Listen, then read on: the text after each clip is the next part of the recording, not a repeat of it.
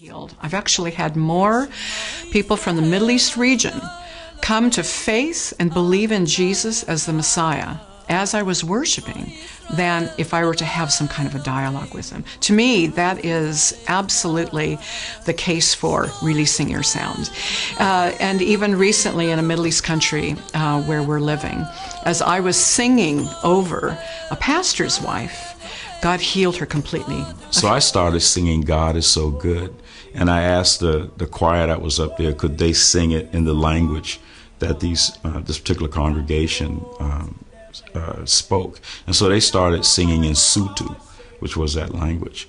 And all of a sudden, there was just this eruption of crying and joy, and I mean, just every sort of emotion you can think of all throughout the place. And I saw this elderly lady approaching us, and she said, something fantastic has happened to me. And I said, what's happened? And she said, I've been born blind in my left eye. I've never seen out of it, and I can see now. In the Arctic North, we have a indigenous group of people called the Sami, beautiful people.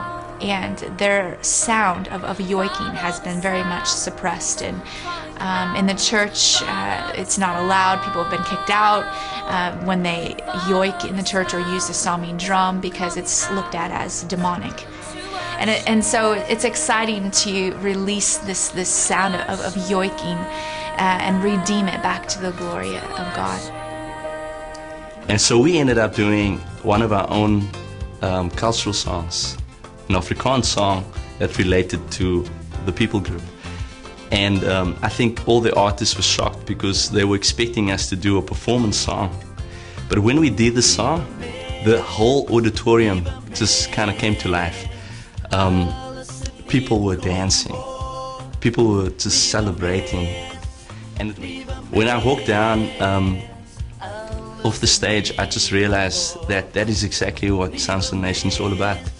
You know, the very sound that people would be embarrassed about back home was the sound that night that was released, that brought forth just a celebration of who we were as a people before God.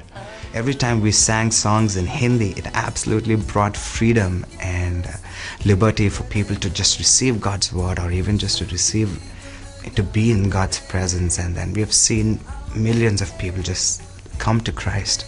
There was one guy who literally walked in to the concert just hearing the sound, and he walked right into the altar call. I said, something about that sound pulled me, and I said, I want to know this God, you know. And just in the moment of this explosion of indigenous worship and redemption of their culture, she was instantly healed.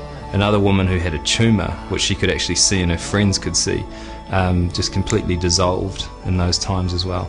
So that was pretty amazing. There was a number of physical healings actually with school. It was quite remarkable. His name's Tan, and you know, his whole story is amazing. I can't go into the whole thing because it's a long story, but God brought him to Bangkok. It's about 500 miles away from his home for university.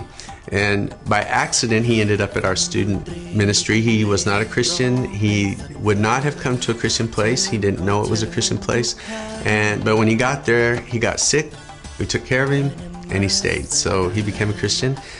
And he started to do the sound for us and started practicing guitar, practicing keyboard, and just got better and better. And with us, he had started leading worship a little bit. And I said, okay, let's do some of your Thai country music and record it. And so we started doing that. And so we recorded that, and yeah, God has used that. And it's both evangelistic and worship. I feel our role is to go, what is your sound?